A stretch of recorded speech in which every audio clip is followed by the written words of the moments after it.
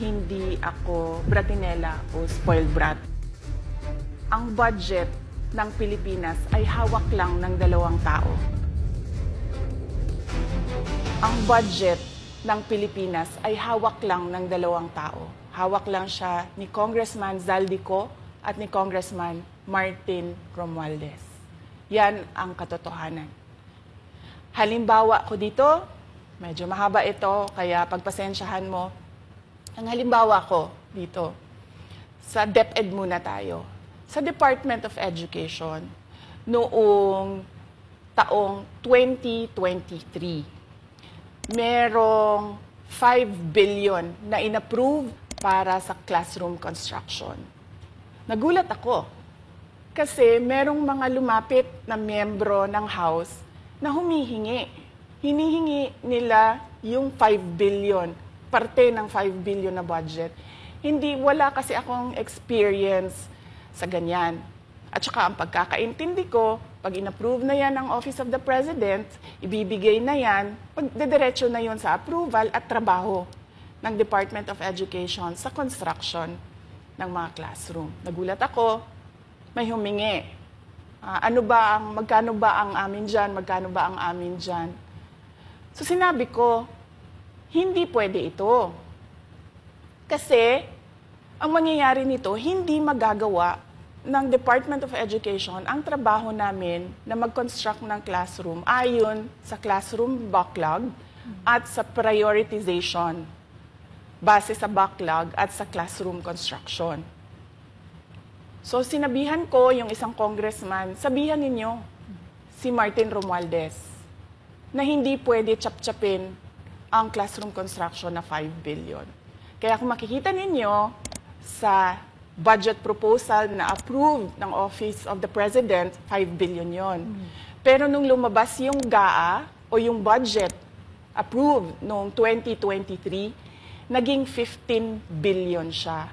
Dahil hindi nga ako pumayag na kunin yung 5 billion, dinagdagan nila ng 10 billion yung classroom construction ng Department of Education. Yung 10 billion na yon hindi kontrolado ng Department of Education. Controlled yon ni Congressman Zaldico at Congressman Martin Romualdez. Hindi ko na kailangan ng corroborative witness dito dahil makikita niyo yon sa papel. Makikita ng taong bayan yon sa papel. NEP, 5 billion, lumabas ang budget approved, 15 billion. So maiintindihan niyo, 'di ba? Bakit pa tayo magbo-budget hearing para sa Office of the Vice President? 2 tao lang naman ang nasusunod sa budget ng bayan natin. Halimbawa, taong 2024. Kung makikita niyo, ang approved na budget ng Office of the President para sa classroom construction ay 19 billion. Noong lumabas na ang House version ng Appropriations Bill, ay naging 24 billion ito.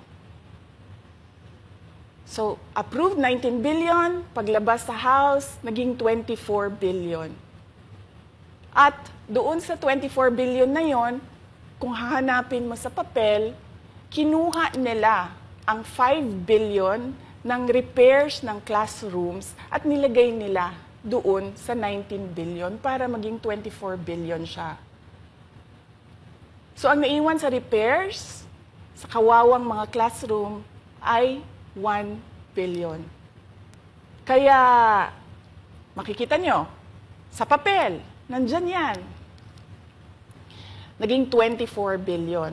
At hindi lang yan, dahil noong 2023 ay hindi ako pumayag na hindi masunod yung DepEd na rules sa paano mag-classroom construction based on need, ang ginawa ngayong 2024, inattach nila ang listahan na kung saan gagawin ang mga classroom construction worth 17 billion.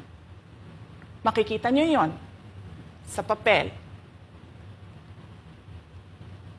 Pagdating namin sa Senate, nakita yun ng mga senador. Tinanong nila ang Department of Education, totoo ba o hindi totoo na galing sa inyo ang listahan ng 17 billion ng mga classroom construction? So sabi namin sa mga senador, hindi totoo. Hindi namin magagawa yung trabaho namin. Hindi natin masosolve ang classroom backlog kung ganito ang nangyayari. Pwede ba ninyo kaming tulungan? Yung mga senador naman, very helpful sila. Oo, tulungan namin kayo. Kaya nga, kung makikita ninyo sa interpellation ng isang senador doon sa budget hearing sa Senate, tinanong niya, diretso, galing ba sa DepEd ang listahan ng 17 billion? Galing ba sa DepEd ang listahan na inattach doon sa House version? Sinabi namin hindi. Hindi galing sa amin yan. On record yon. Makikita nyo sa mga videos, balikan nyo yung mga videos. Makikita nyo. Yes, my concern, Madam Chair, Mr. President, under the GAB, I observed that there was an increase in the budget for the construction of new classrooms from 19.6 billion to 24.6 billion. However, this is my concern, which you mentioned earlier, that the repairs and rehabilitation of classrooms was decreased from 6.5 billion to 1.5 billion. I also have information, Madam Chair, Mr. President, that 24.6 billion allocated under the GAB, but only 9.8 billion from the allocation is left to the discretion of DepEd. Kaya hindi ko na kailangan ng witness kasi makikita nyo sa papel. Tapos dumating ang BICAM, walang nangyari dahil ang nasusunod doon ay si Congressman Zaldico at si Congressman Martin Romualdez. Kaya nandun pa rin naka-attach yung 17 billion na ginawang listahan ni Co at ni Romualdez. In fact, balik lang ako konti sa'yo, ha? Kahit yung mga congressman, nakikita nila yung problema ng ginawa nila na pag-attach ng listahan sa budget. Kasi doon sa basic education hearing noong May 2024 ng House of Representatives, merong isang congressman nagreklamo, bakit ang tagal ng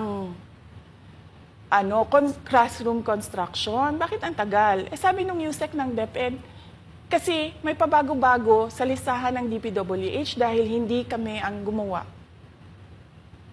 ng listahan. Yeah, Mr. Chair, with respect to the 17 billion in Annex A of the GAA, we are not privy on how the school sites were chosen. So be it as it may. How is it chosen? I'm not privy to that, Mr. Chair. When the GAB came out, there was a 14.7 billion Annex A. Then when the committee, the GAA came out, from 14.7 it became 17 billion. So we are not privy to how the list was generated. So dagdag ko lang yan doon sa confirmation na kinuha nila yung budget ng DepEd at isa yan sa mga rason kung bakit ako nag-resign sa Department of Education. Hindi na ako papayag na sa susunod na taon, ganyan pa rin ang gawin nila at ako yung mananagot sa ginagawa nila. Kaya yan yung sinasabi ko, bakit pa tayo mag-question and answer dito para atakihin nyo ako? Eh, ang masusunod lang naman sa budget, 2 tao lang. Makikita natin na let's stick to our plan, atakihin natin ito siya. Walang kinalaman sa kanyang Office of the Vice President 2025 budget proposal.